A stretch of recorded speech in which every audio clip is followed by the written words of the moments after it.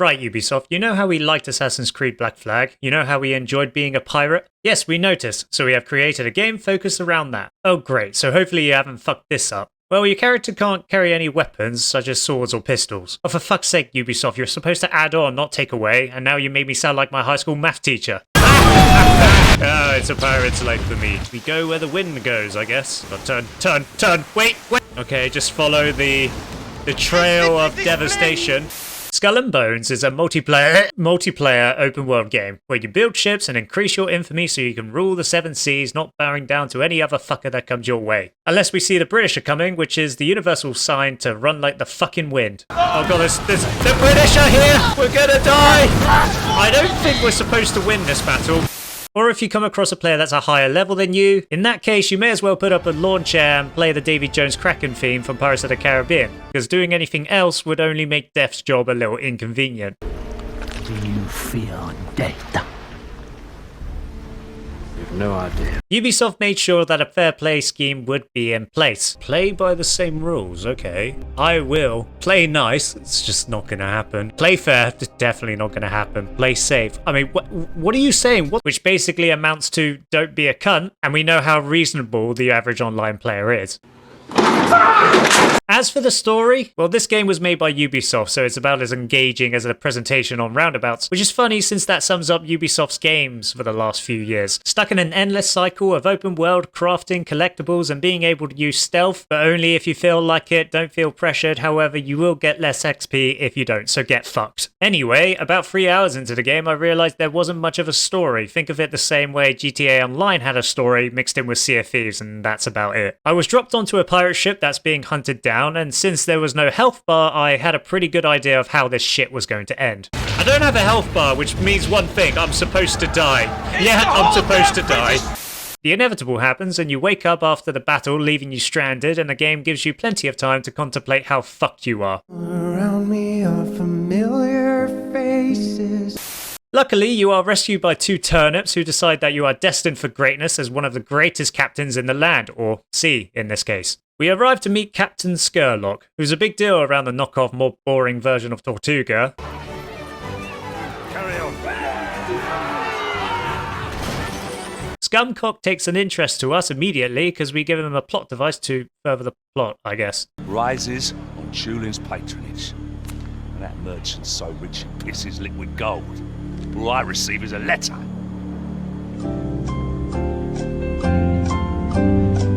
We then get introduced to the lovely thing that AAA games have been doing for the last few years, and that's time-consuming farming of materials. This is done to distract you from the lack of story the company couldn't be fucking bothered to come up with. It's also followed by the same damn routine. Get abused by the shop owner, complete their contract, get abused some more, specifically about your ship or lack thereof, before they start being helpful.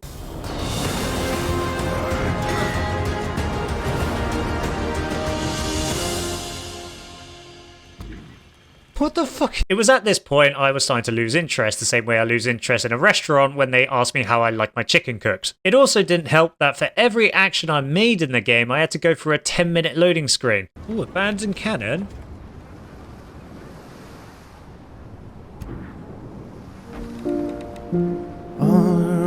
And the game lets me think about all the other things I could be doing with my day, such as going outside or shouting at my neighbours for using scissors to cut a pizza instead of a fucking knife. Come at me, beast! Come at me, beast. What beast? What the f- Fellow survivors! Hello there!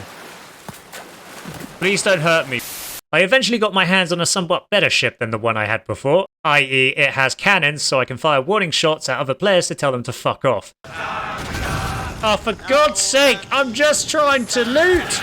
I'm trying to loot! Leave me alone! Oh, go away, go away! I wanna loot! I wanna loot! Okay, hang on. Changing.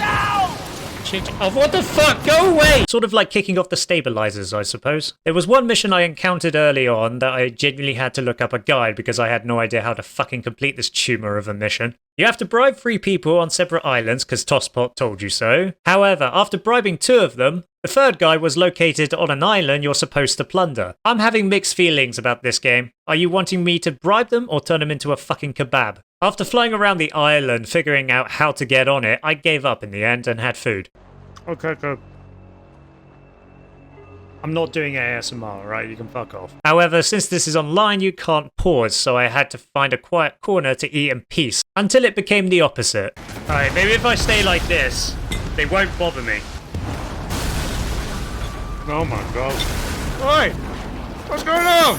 Just trying to eat here. Turns out you had a chest in your inventory the entire time that you need to sell to the island. But the game doesn't tell you this because it's too busy giggling its little arse off due to you actually spending money on this cobbled cunt fuck of a game. Give us a song, lads!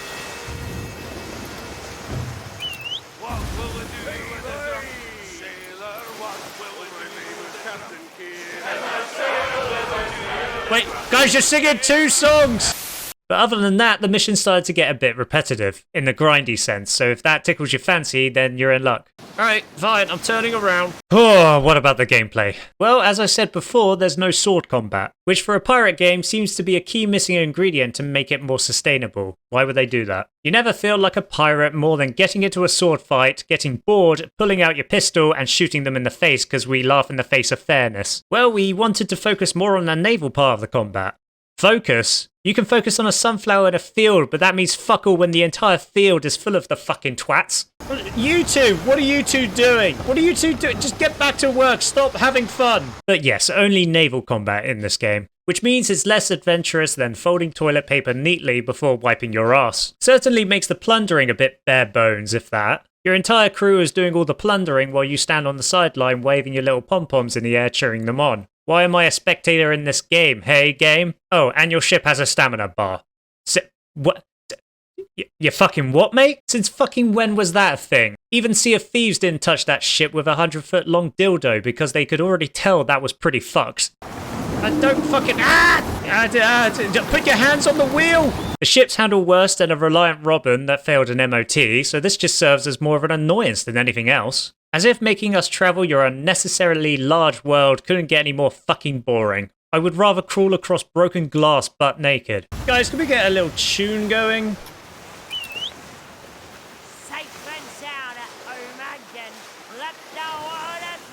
Okay, never mind. Not to mention you have to evade online players along the way, which is like walking through a dog kennel in a meat dress. Wait, hang on. Why did the boss fight music play? No, wait, don't! Stand down! Everyone stand down! We're not fucking fighting him. Look at the size of him! To be fair, there were times where I fired a shot at a player. By accident. As I was doing a mission. And there was a bit of awkward silence after that. It's like when you accidentally touch a stranger's hand whilst walking past them. Mistakes were made, let's never speak of this again. I think the game's frozen. Hello? I hope Ubisoft can pull their finger out of their prolapse anus and maybe start thinking that these kind of games where it's only multiplayer aren't really games we want. No story, no characters. You may as well make us a roast dinner and take out the meat and potatoes. And I don't like the look you're giving my Yorkshire puddings.